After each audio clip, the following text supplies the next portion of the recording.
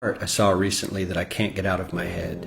A Harvard business professor and economist asked more than 5,000 Americans how they thought wealth was distributed in the United States. This is what they said they thought it was. Dividing the country into 5 rough groups of the top, bottom, and middle 20% groups, they asked people how they thought the wealth in this country was divided.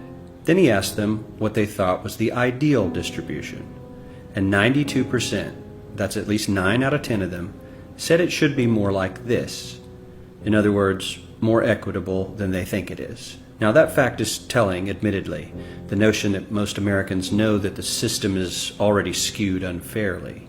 But what's most interesting to me is the reality compared to our perception.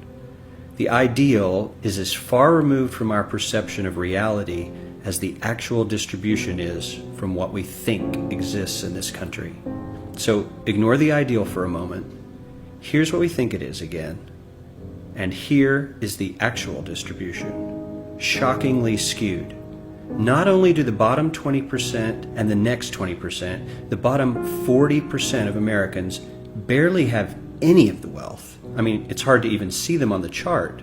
But the top 1% has more of the country's wealth than 9 out of 10 Americans believe the entire top 20% should have. Mind-blowing. But let's look at it another way, because I find this chart kind of difficult to wrap my head around. Instead, let's reduce the 311 million Americans to just a representative 100 people. Make it simple. Here they are: teachers, coaches, firefighters, construction workers, engineers, doctors, lawyers, some investment bankers, a CEO, maybe a celebrity or two. Now let's line them up according to their wealth. Poorest people on the left, wealthiest on the right, just a steady row of folks based on their net worth.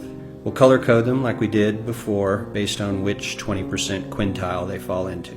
Now let's reduce the total wealth of the United States, which was roughly $54 trillion in 2009, to this symbolic pile of cash. And let's distribute it among our 100 Americans. Well, here's socialism, all the wealth of the country distributed equally. We all know that won't work. We need to encourage people to work and work hard to achieve that good old American dream and keep our country moving forward. So, here's that ideal we asked everyone about. Something like this curve. This isn't too bad. We've got some incentive, as the wealthiest folks are now about 10 to 20 times better off than the poorest Americans. But hey, even the poor folks aren't actually poor, since the poverty line has stayed almost entirely off the chart. We have a super healthy middle class with a smooth transition into wealth. And yes, Republicans and Democrats alike chose this curve.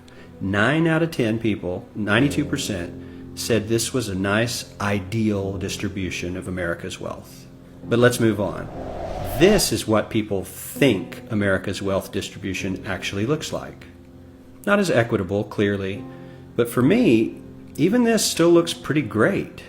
Yes, the poorest 20 to 30% are starting to suffer quite a lot compared to the ideal, and the middle class is certainly struggling more than they were, while the rich and wealthy are making roughly 100 times that of the poorest Americans and about 10 times that of the still healthy middle class. Sadly, this isn't even close to the reality. Here is the actual distribution of wealth in America. The poorest Americans don't even register. They're down to pocket change, and the middle class is barely distinguishable from the poor. In fact, even the rich between the top 10 and 20 percentile are worse off. Only the top 10% are better off. And how much better off? So much better off that the top 2 to 5% are actually off the chart at this scale. And the top 1%, this guy, well, his stack of money stretches 10 times higher than we can show.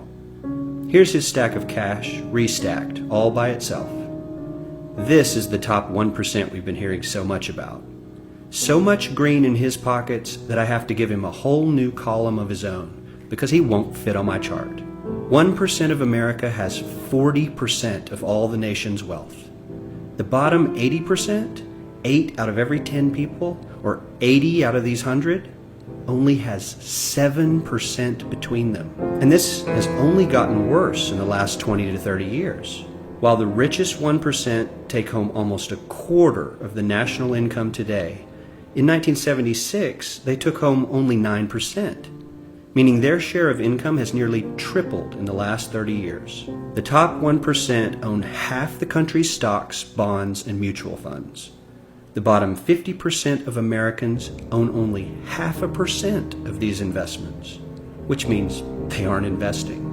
They're just scraping by. I'm sure many of these wealthy people have worked very hard for their money, but do you really believe that the CEO is working 380 times harder than his average employee? Not his lowest paid employee, not the janitor, but the average earner in his company. The average worker needs to work more than a month to earn what the CEO makes in 1 hour. We certainly don't have to go all the way to socialism to find something that is fair for hardworking Americans. We don't even have to achieve what most of us consider might be ideal. All we need to do is wake up and realize that the reality in this country is not at all what we think it is.